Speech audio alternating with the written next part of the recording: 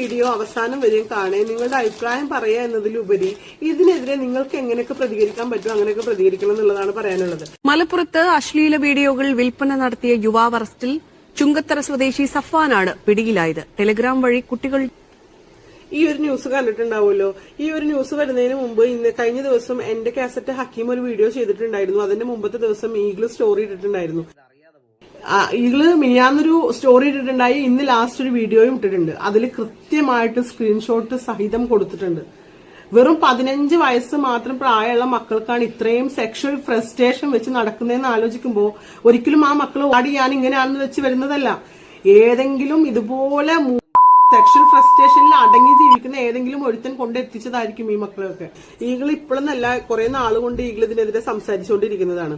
ചെറിയ മക്കളടക്കം ചെറിയ ചെറിയ പെൺകുട്ടികളെ ഫോട്ടോസും അവരുടെ വീഡിയോസുമാണ് ഇവർ മോർഫ് ചെയ്തിട്ടും AI ഉപയോഗിച്ചിട്ടും എന്താ പറയാ ഡീപ് വീഡിയോസ് ആക്കി എടുത്തിട്ട് പല ടെലഗ്രാം ഗ്രൂപ്പുകളിലും ഇവർ അങ്ങോട്ടും ഇങ്ങോട്ടും വിൽക്കുന്നത്.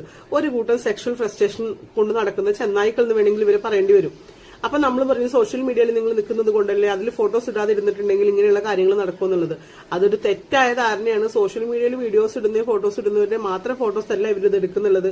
ചെറിയ ചെറിയ മക്കളടക്കം നമ്മൾ പ്രൈവറ്റ് ആയിട്ട് വെക്കുന്ന പല ഫോട്ടോസും ഇവരെ കയ്യിൽ കിട്ടുന്നുണ്ടെന്നുള്ളതാണ്. നമ്മളൊന്ന് സൂക്ഷിച്ച് ചുറ്റും നോക്കിയിട്ടുണ്ടെങ്കിൽ ഇങ്ങനെയുള്ള കഴുകന്മാർ നമ്മളെ ചുറ്റും തന്നെ എവിടെയെങ്കിലുമൊക്കെ ഉണ്ടാവും എന്നുള്ളത് ആദ്യം മനസ്സിലാക്കുക. ഇതിനെതിരെ ശക്തമായിട്ട് പ്രതികരിച്ചിട്ടില്ല എന്നുണ്ടെങ്കിൽ നാളെ നമ്മുടെ വീട്ടിലെ നമ്മുടെ മക്കളുടെയോ നമ്മുടെ പെങ്ങളുടെയോ ആരുടെയെങ്കിലുമൊക്കെ ആയിരിക്കും ഇങ്ങനെയുള്ള ഗ്രൂപ്പുകളിൽ കറങ്ങി നടക്കുന്നത്. ഈ നാട്ടിലെ സൈബർ വിഭാഗം എന്തിനുള്ളതാണെന്ന് മനസ്സിലാവുന്നില്ല.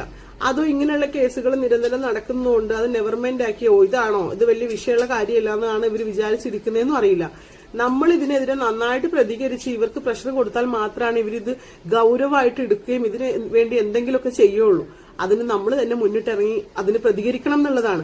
ഏറ്റവും ചുരുങ്ങിയ പക്ഷെ നമുക്ക് എന്ത് ചെയ്യാൻ പറ്റുമോ അത് ചെയ്യുക എന്നുള്ളതാണ്. കാരണം നമുക്കും പെൺകുട്ടികളുണ്ട്, നമുക്കും പെങ്ങന്മാരുണ്ട്, നമുക്ക് ഉമ്മയുണ്ട്, നമുക്ക് ഭാര്യയുണ്ട്. ഇവരൊക്കെ പെണ്ണുങ്ങളാണ്. ആരും ആഗ്രഹിക്കുന്നില്ല നമ്മുടെ സ്വന്തത്തിൽപ്പെട്ട അല്ലെങ്കിൽ നമ്മുടെ ബന്ധത്തിൽപ്പെട്ട ഒരു സ്ത്രീന്റെ ഇങ്ങനെയുള്ള വീഡിയോസ് പ്രചരിക്കണം നമ്മൾ ആരും ആഗ്രഹിക്കുന്നില്ല.